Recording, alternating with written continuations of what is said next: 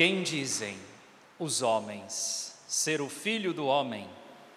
Queridos irmãos e irmãs, prezados, devotos, romeiros de Nossa Senhora Aparecida, aqui presentes hoje nesta Basílica Velha, queridos aparecidenses, aqui presentes também entre nós, querido irmão e querida irmã que nos acompanha de seu lar, do lugar onde você está, rezando conosco através da TV Aparecida, a TV de Nossa Senhora.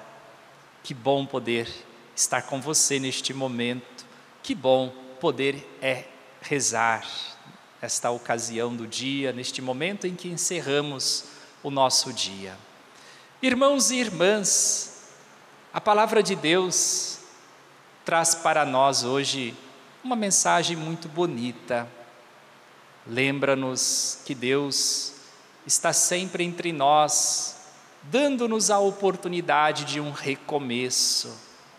Deus está sempre nos oferecendo a possibilidade de uma vida nova. É o que podemos perceber na história de Noé.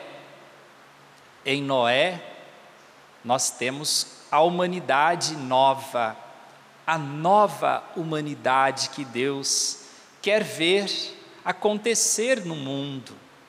Os seus filhos e filhas que são chamados a uma nova vida, não mais marcada pelo pecado, não mais marcada pelas divisões, não mais marcada pela morte, mas sim pela verdadeira vida, a vida que Deus sonhou e planejou para o mundo todo, para toda a humanidade.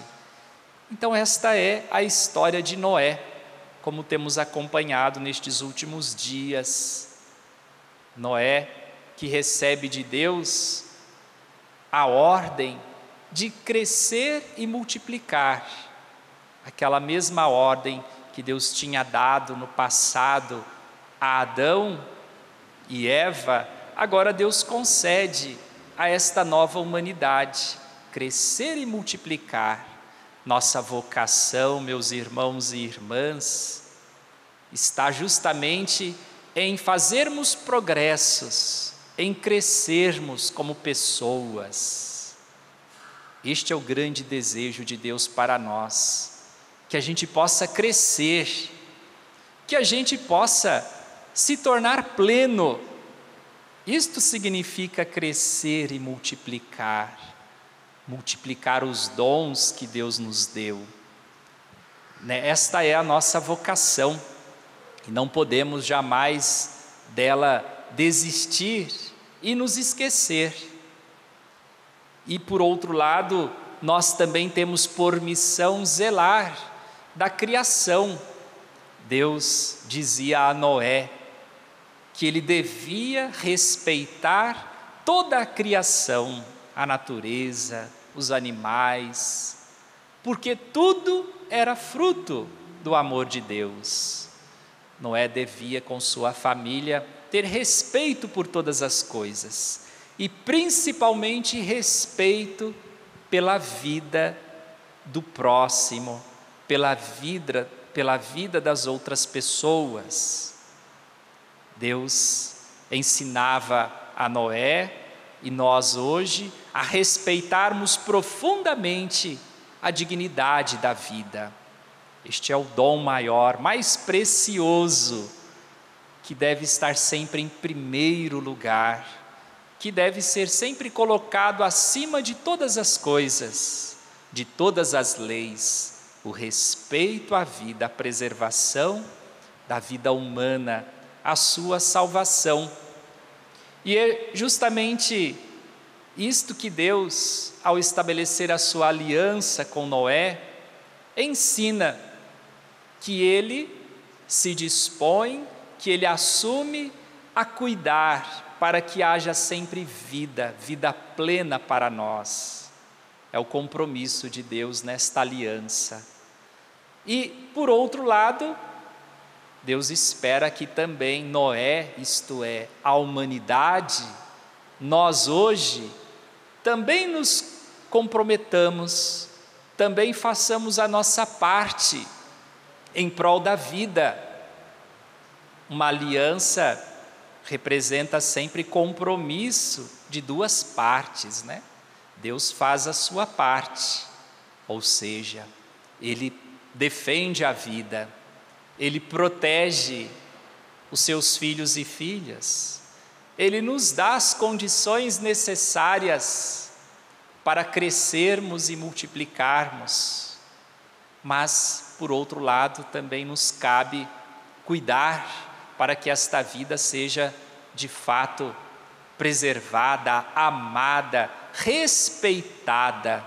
E é triste vermos em nossos dias ainda as vidas de tantas pessoas sendo destruídas, vidas que são destruídas pela violência, vidas que são destruídas pelas injustiças sociais, vidas que são também destruídas pelas calúnias, que são destruídas pelas fofocas. Tome cuidado, meu irmão e minha irmã, porque a gente pode estar fazendo justamente o contrário. Ao invés de respeitar a vida, ao invés de fazer a vida crescer e multiplicar por toda parte, às vezes a gente pode estar fazendo o contrário, destruindo a vida, matando-a. Talvez não assim fisicamente, como às vezes imaginamos, mas por atitudes, por opções, pelas palavras. Nossas palavras podem matar. Tomemos cuidado com isto. Não é esta a vontade de Deus, não é isto que Deus quer. Deus quer a vida do ser humano, Deus quer a nossa salvação. E depois, no Evangelho de hoje, um momento muito importante entre Jesus e os seus discípulos. Nos Evangelhos, nós temos muitas ocasiões em que Jesus conversa com os seus discípulos, mas a conversa de hoje é uma conversa especial. É um momento muito importante em que Jesus chega para os seus discípulos e pergunta para eles o que as pessoas estavam falando a respeito dele. Jesus foi fazer uma pesquisa no meio dos seus discípulos para saber o que se estava falando a respeito dele. E ele então se surpreende ouvindo que muitos estavam confundindo com João Batista, com Elias, com os profetas. Ou seja, muitos ainda não tinham percebido a novidade que representava Jesus. E então Jesus vai perguntar para os seus discípulos: mas e vocês? O que dizem que eu sou? E aí Pedro, tomando a frente, respondendo não apenas por ele, mas por toda a comunidade, pelos outros discípulos, diz: tu és o Messias. Vamos repetir estas palavras? Tu és o Messias. Vejam, estas palavras parecem muito simples, parecem palavras óbvias, mas não são, porque elas dizem algo muito importante, que é a respeito da identidade de Jesus. Ele é o Messias, isto é, o enviado de Deus, aquele que trouxe para o mundo a salvação, mas um Messias diferente, não aquele Messias triunfante, não aquele Messias cheio de poder humano, como as pessoas esperavam. Ainda hoje, né? Muitos confundem a missão de Jesus com o poder do mundo. Acreditam que Jesus deveria estar no mundo dominando como dominam os homens uns os outros. Mas Jesus age de uma maneira completamente diferente. Ele é o Messias, servo sofredor, isto é o Messias servo, aquele que se põe a serviço do mundo, da humanidade, aquele que entrega a sua vida. Jesus é o Messias que entrega a sua vida. Então, dizer estas palavras significa dizer, confessar que aquele jeito de viver, que aquele modo de viver é de Deus, ou seja, viver entregando a própria vida, servindo os irmãos e irmãs, isto é de Deus. E ainda hoje nós, quando vemos uma pessoa entregando a sua vida, servindo o próximo, pela caridade, com palavras amigas, promovendo a vida, nós dizemos, isto é de Deus. Não importa quem seja, né? Mesmo que não seja um católico, mesmo que não seja um cristão, quando a gente vê uma pessoa servindo o próximo, amando o irmão, a irmã de coração, nós dizemos, isto é de Deus. E é justamente isto que Pedro e os outros discípulos disseram em relação a Jesus. Isto é de Deus, tu és o Messias. E esta resposta não é uma resposta teórica, não é um discurso bonito. A resposta de Pedro é a expressão de uma vivência. Meu irmão e minha irmã, todos nós precisamos sempre procurar conhecer Jesus. Devemos conhecê-lo cada vez mais.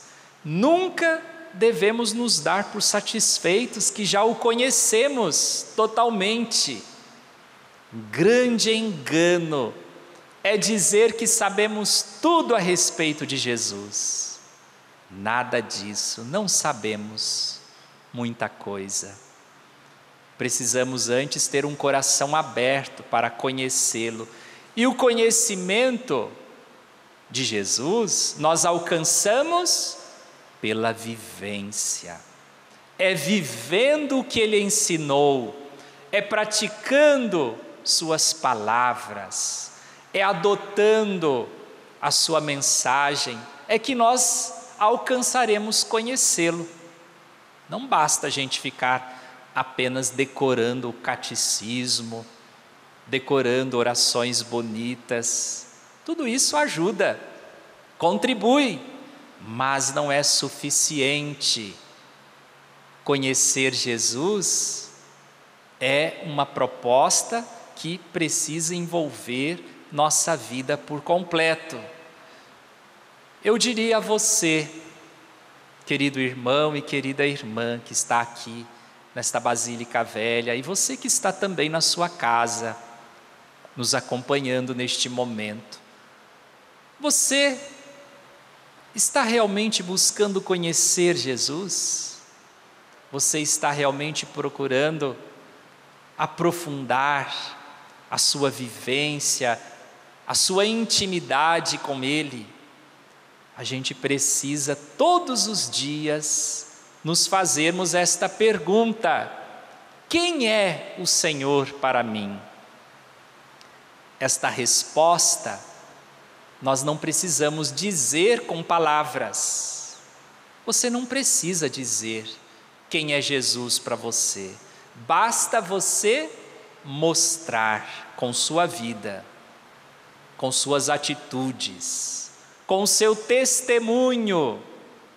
É assim que a gente tem que dizer como é Jesus, quem é Jesus para mim. Com a nossa prática, com as nossas obras. E aí nossas palavras, elas vão vir por acréscimo, vão completar o nosso conhecimento do Senhor.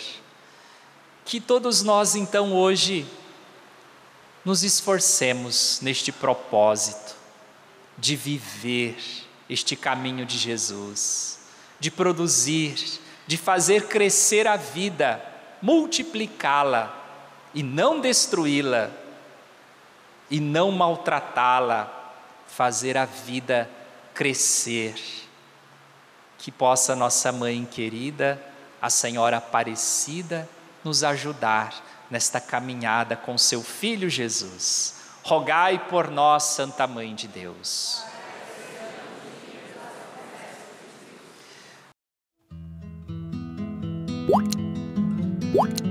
What?